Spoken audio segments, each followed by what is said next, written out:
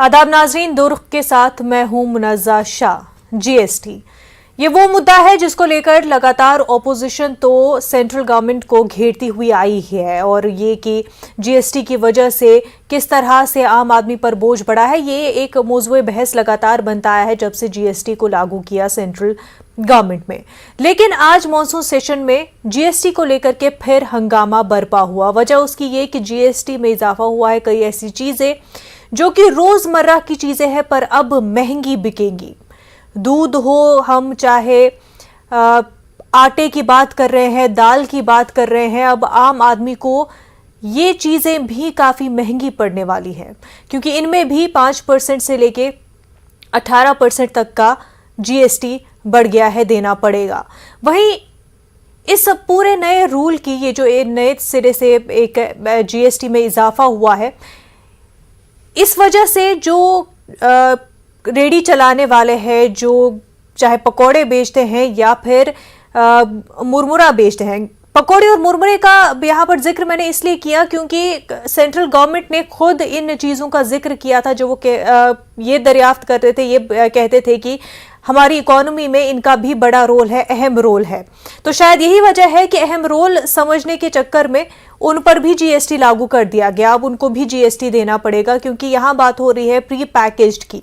Pre packaged food और वो food जो 25 किलोग्राम या फिर उससे कम होगा तो उस पर भी 5% का जीएसटी लगेगा। ऐसे में प्री पैकेज्ड यहाँ पर सिंगल पैकेज्ड चीज़ों को भी कहा जाता है और ये सिंगल पैकेज्ड उन तमाम चीज़ों को बोला जाएगा जिसमें रेडी वाले या फिर जो स्ट्रीट वेंडर्स है वो जो भी बेचते हैं सिंगल पैकेज में, अब उस पर भी जीएसटी लागू होगा। उनको जीएसटी देना होगा तो उनको महंगी चीज़ें बेचनी पड़ेंगी और वो महंगी आम आदमी पर पड़ जाएंगी। अक्सर जो अपने घरों से, अपनी रियासत से, होम टाउन से दूर काम करते हैं, वो बाहर का खाना जो आसानी से मिल जाता है और काफ़ी सस्ते दामों में मिल जाता है, अब उनके लिए भी मुश्किलों में इजाफा होगा क्योंकि अब वो खाना भी उनको बहुत ही महंगा पड़ेगा। यहाँ पर middle class, lower middle class और गरीब तबका पूरी तरह से मार खा सकता है आने वाले दिनों में जब ये चीज़ें, दूध जैसी चीज़ें, वहीं पर एलईडी लैंप्स हो या फिर हम बात करें सोलर वाटर हीटर की, ये तमाम चीज़ें महंगी होने जा रही हैं। एक वादा, एक नारा जो दिया गया था कि आम आदमी के लिए दूध, दही, आटा, चावल, गेहूं ये सस्ता रहेगा, इन पर जीएसटी लागू नहीं होगा। ये इस सरकार का एक नारा था, एक वादा था कि जीएसटी लागू तो कर रहे हैं पर इन चीज़ों पर, क्योंकि ये रोज़मर्रा की चीज़ें हैं और लोगों को रोज़ की ज़रूरत होती है, इन पर जो है जीएसटी नहीं लागू होगा, ये फ्री में मिलेंगे। लेकिन वो वादा शायद सरकार भूल गई है या ये कहें कि क्या सरकारी खजाने को टैक्स की ज़रूरत है, क्या सिचुएशन अब इतनी ख़राब हो गई है कि टैक्स बढ़ाने की ज़रूरत है? क्या आने वाले दिनों में कोई मुश्किल का सामना है सरकारी ख़जाने को जो इस तरह से टैक्स बढ़ाया जा रहा है? वहीं पर जो स्मॉल बिजनेसेस है उनको भी इस वजह से काफ़ी नुकसान का सामना हो सकता है। जो 1 रुपये से लेके 5 रुपये या 10 रुपये के प्रॉफिट पर चल रहे बिजनेसेस है उनको बहुत इसकी मार झेलनी पड़ेगी। हमारे साथ इस वक्त कांग्रेस स्पोक्स पर्सन अंशुल अभिजीत साहब जुड़ चुके हैं, साथ ही साथ BJP spokesperson Gulrez Shaikh साहब भी जुड़ चुके हैं। आप दोनों का खैर मकदम न्यूज़ 18 उर्दू में। गुलरेज शेख साहब, क्या वजह इसकी? क्या सरकारी खजाने को ज़रूरत इस मज़ीद पैसे की या फिर कोई मुश्किलात का सामना होने वाला है? क्योंकि ये जो पहले नारे दिए गए थे, जो पहले दावे किए गए थे कि दाल चावल जैसे जो ज़रूरी चीज़ें हैं, रोज़मर्रा की चीज़ें हैं और आम आदमी के लिए बहुत ज़रूरी है, गरीब तबके के लिए कितनी ज़रूरी है, उस पर टैक्स जीएसटी नहीं लगेगा, वो कम दामों में लोगों को मिलेगा। अब उस पर क्यों इस तरह से इजाफी बोझ क्यों बढ़ाया जा रहा है आम आदमी का? मुइज़्ज़ा, ये बहुत महत्वपूर्ण विषय है इसलिए मैं आपसे अनुरोध करूंगा कि मुझे 3-3.5 मिनट का समय दे अनइंटरप्टेड, क्योंकि व्यूवर्स को भी समझना होगा कि क्या है और क्यों किया गया है। सबसे पहली बात तो मैं बताना चाहूंगा कि ग्रुप ऑफ जो जीएसटी काउंसिल है उसमें ग्रुप ऑफ मिनिस्टर्स थे जो 7 राज्यों से थे, और उन 7 राज्यों में 3 भाजपा शासित थे, एक जो था भाजपा और जेडीयू शासित बिहार था, वो 3 जो थे विपक्ष के थे, जिनमें एक राजस्थान था जो कांग्रेस शासित है, एक ममता बनर्जी का पश्चिम बंगाल था और एक लेफ्ट का शासित केरला था। वो सभी ने चाहा था, सभी ने मांगा था कि ये टैक्स का स्लैब लाया जाए। अब जहां तक बात है कि ये टैक्स का स्लैब क्यों लाया गया और ये क्या है, पहली बात तो ये है कि ये बेसिकली रेवेन्यू न्यूट्रल स्लैब है।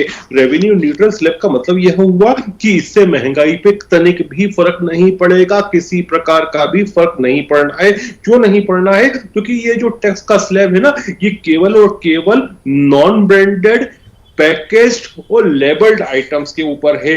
तो आप जैसे जो साधारण किराने की दुकान, पड़ोस की किराने की दुकान से आप कहते हैं कि 1 किलो मूंग दे दो, आधा किलो चावल दे दो, और वो एक थैली में भर के दे देता है, उसके ऊपर तनिक भी आपको टैक्स नहीं लगना है, वो पहले वाला ही दाम रहेगा।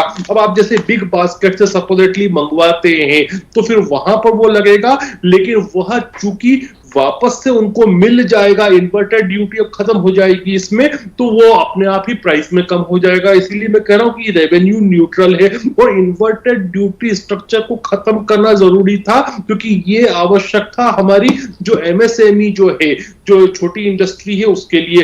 हो क्या रहा था मोहतरमा कि जो हमारी एमएसएमई है वो कुछ भी खरीदती है, जैसे सपोज करें कि पॉलिथीन का पैकेट खरीदती है या कुछ और लेबल लगाने के लिए खरीदती है, तो उसमें तो वो जीएसटी देती है, लेकिन उसको रिक्लेम नहीं कर पाती थी, तो उसकी जो वर्किंग कैपिटल थी वो कहीं ना कहीं स्ट्रक हो जाती थी। अब इसके माध्यम से एमएसएमई की जो इंडस्ट्री है, और हमको नहीं भूलना चाहिए कि हम जिस आम आदमी की बात कर रहे हैं, 90% आम आदमी को जो रोजगार मुहैया कराते हैं वो यही देश भर एमएसएमई है, और 60% एमएसएमई ग्रामीणांचल में है। तो ये सब चीजें क्लियर होना आवश्यक है।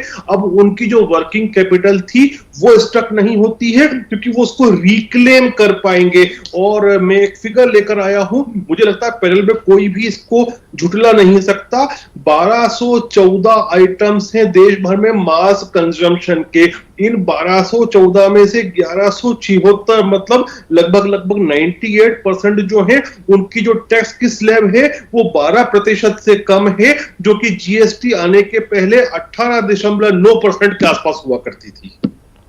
अंशुल जी, आपने सुना तमाम तर बातें गुर्रेज शेख साहब ने कही, और उनका कहना है कि इस पर जो है आम लोगों के जेब पर असर नहीं पड़ेगा। जो आम किराना दुकान है उन वहां पर जिस तरह से सामान मिल रहा था वैसे ही मिलेगा। आप अग्री करते हैं इस बात को?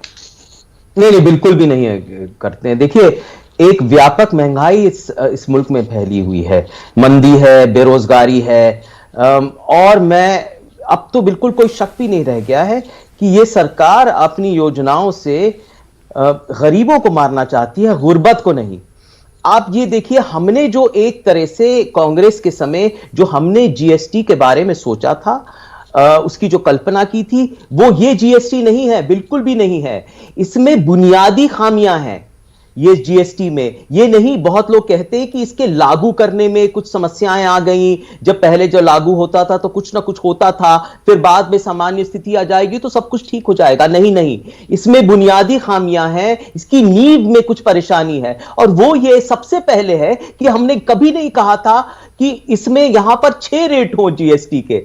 यहां पर तो 6 रेट हो गए हैं, अशारिया 25 है, 3 है, 5 है, 12 है, 18 है और 28 है, 28% रेट है, और फिर 0% भी है, और फिर एग्जेम्पशंस भी हैं। मतलब 8 रेट हो गए यहां पर। हमने कभी नहीं सोचा था, हमने कभी नहीं कहा था कि यहां पर जीएसटी में 18 रेट होने चाहिए। और ये जिस तरह से ये करों का, ये लगान का जो जाल बिछाया है एक सयाद की तरह यहां पर, उससे सब लोगों को, कारोबारियों को, और जो लघु मध्यम वर्ग के जो कारोबार है, जो एमएसएमईज हैं, उनको सबसे ज्यादा परेशानी हुई है। जीएस डिजिटल जो डिवाइड हुआ है लागू करने के लिए तो दूसरी बात है, इस रेट से बहुत ज्यादा परेशानी हुई है। और इस वक्त जब बेहद महंगाई है, आप जानती है खुदरा महंगाई दर 7% से कम होने का नाम ही नहीं ले रहा, और जो थोक महंगाई दर है वो करीब 16% है। एक तरह से जो थोक महंगाई दर है, महंगाई स्ट्रक्चरल हो गया है, हमारी नसों में, इस अर्थव्यवस्था की नसों में तक पहुंच गया है, बुनियाद तक पहुंच गया है यहां पर, और सब जगह एक व्यापक हो गया। उस तरफ आपने जीएसटी लागू इस तरह करने की जरूरत क्या थी, इस तरह के रेट्स करने की क्या जरूरत थी? यह पहली बात तो यह है। दूसरी बात, आपने बिल्कुल ठीक समझा कि सरकारी तिजोरी एक तरह से खाली हो चुकी है, या सरकार को यह समझ नहीं आ रहा कि यहां के जो कर है, जो रेवेन्यू है, जो टैक्सेस है, वो कैसे बढ़ाएं। उनको बिल्कुल समझ, ये यहां पर एक आसान का तरीका है कि टैक्सेस बढ़ाते जाओ। अब अंतरराष्ट्रीय बाजार में जो तेल की कीमतें हैं अब 100 से कम हो चुकी हैं, लेकिन फिर भी आपने एक्साइज ड्यूटी यहां की तो कम की नहीं, बिल्कुल नहीं कम की। वो ऐसा क्यों हो रहा है? जब यहां पर सामान्य स्थिति तेल की हो रही है, ईंधन की, तो ये होना चाहिए कि आप कम करें। महंगाई का असली कारण यह है, और महंगाई का असली कारण के कि आपकी एक्साइज ड्यूटी अभी भी बहुत ज्यादा बढ़ चुकी है। वहां पर यूपीए के समय जब तेल की कीमत अंतरराष्ट्रीय बाजार में $106 प्रति बैरल थी, तो यहां पर 76 करीब की कीमत थी प्रति लीटर पेट्रोल की, और डीजल की तो 50 थी। तो देख लीजिए आप, हमने कैसे महंगाई को झेला, और ये सब लोग कैसे महंगाई को झेल रहे हैं, इसलिए मुफलिसी यहां पर बढ़ रही है। और ये वहां पर उस समय जब जीएसटी लागू किया गया था, जो मुख्य आर्थिक सलाहकार थे अरविंद सुब्रमण्यम जी, उन्होंने कहा था कि ऐसा मत करिए, इससे बहुत ज्यादा परेशानी होगी, जो गरीब आदमी है उसको परेशानी होगी, जो एमएसएमईज हैं जहां पर 90% यहां पर हमारा श्रम बल है, वहां पर जो नौकरी करता है उनको परेशानी होगी। लेकिन उनने बिल्कुल नहीं सुनी, उन्होंने वहां पर ये लागू कर दिया। और मैं बताता हूं उसके बाद इतनी तब्दीलियां आई। अगर एक अच्छा सा टैक्स सिस्टम होता कैस्केडिंग इफेक्ट्स को दूर करने वाला, तो इतनी ज्यादा तब्दीलियों करने की क्या जरूरत थी? 5 साल में, और कुछ दिन पहले इसकी सालगिरह मनाई गई 1 जुलाई को, अब तक 5 साल में आप जानते हैं कि 800 करीब 65 नोटिफिकेशंस हुए, 140 यहां पर सर्कुलर्स हुए, और 38 ऑर्डर्स पास किए गए।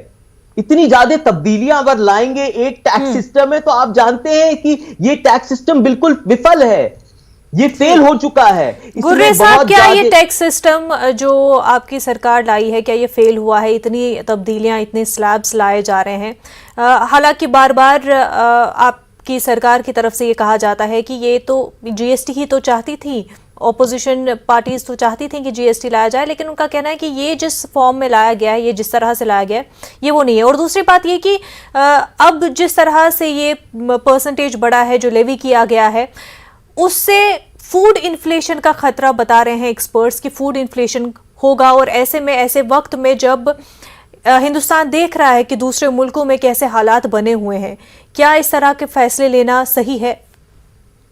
नहीं मौजूद। जहां तक आप फूड इन्फ्लेशन की बात कर रहे हैं, मैंने आपको डाटा और थ्योरी दोनों के साथ, क्योंकि जब दोनों का समावेश होता है तो तब चीजें ठीक होती हैं। तो मैंने आपको जो फूड इन्फ्लेशन का विषय मैंने पहले ही बताया कि ये रेवेन्यू न्यूट्रल स्थिति है, कि जिसमें जो पैक्ड अनब्रांडेड और लेबल्ड है, केवल उसी के ऊपर लग रहा है।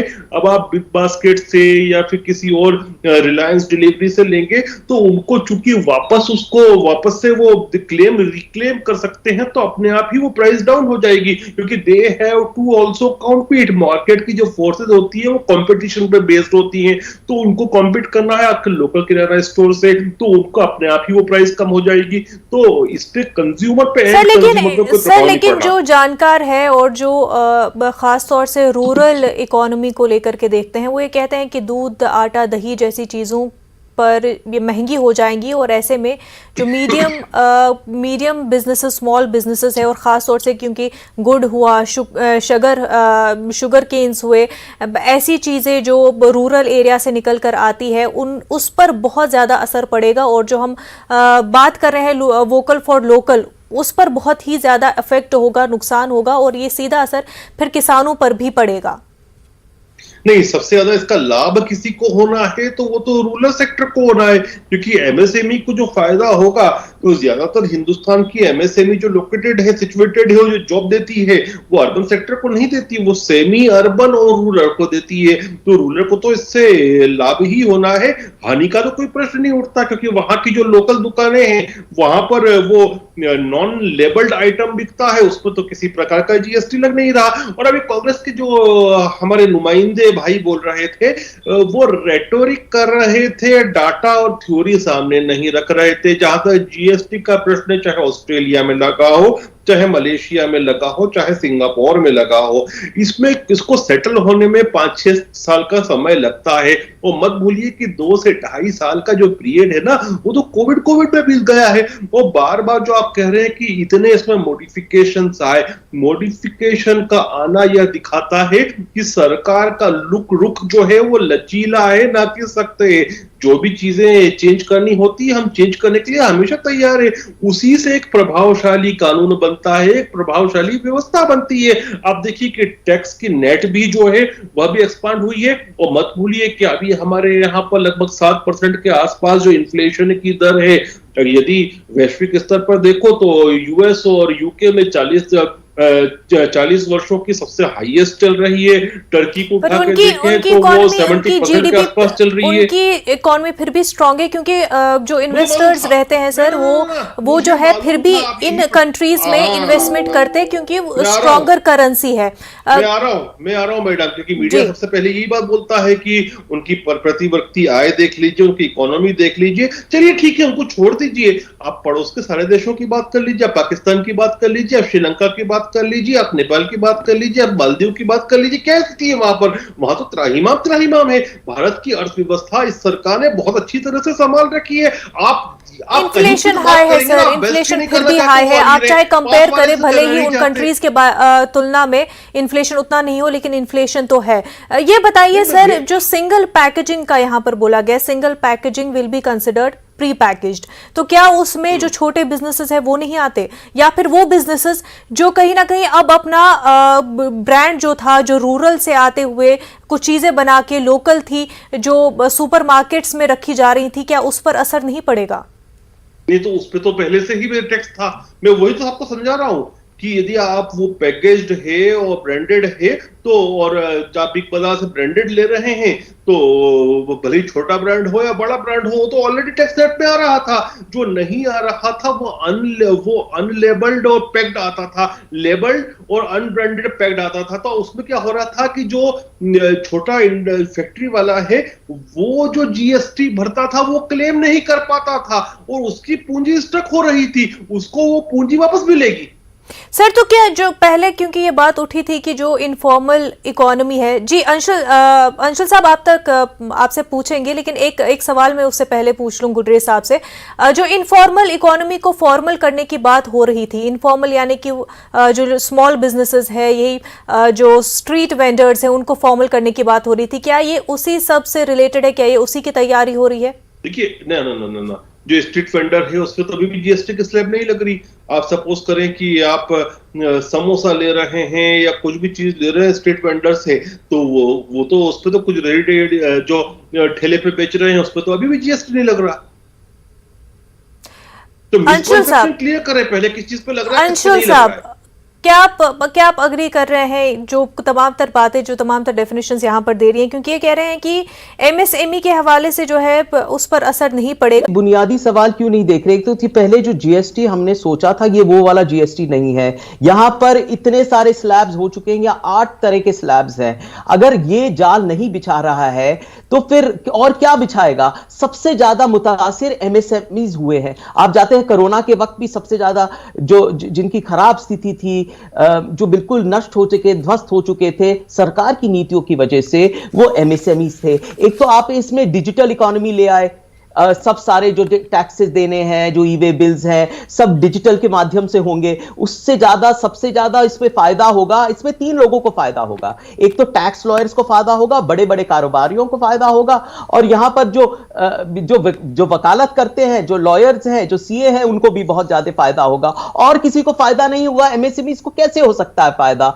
वो तो जानते भी नहीं। उनको एक सीए रखना पड़ेगा, सीए के अलग पैसे देने पड़ेंगे, वहां पर उनको बताना पड़ेगा कि डिजिटल इकोनॉमी वहां पर चलती कैसी है। डिमोनेटाइजेशन के बाद तो वैसे भी बहुत खराब हालत थी, सब कुछ नष्ट हो चुका था, बर्बाद हो चुका था, तबाह हो चुका था। उस तरह आप लाए ये खामियों वाला जीएसटी, और वहां पर तो एमएससी का तो कुछ बचा ही नहीं ना। और सबसे ज्यादा आप ये जान लीजिए कि जो हमारा जो श्रमिक बल है, वो 90% जो श्रमिक बल है वो एमएसएमईज में है।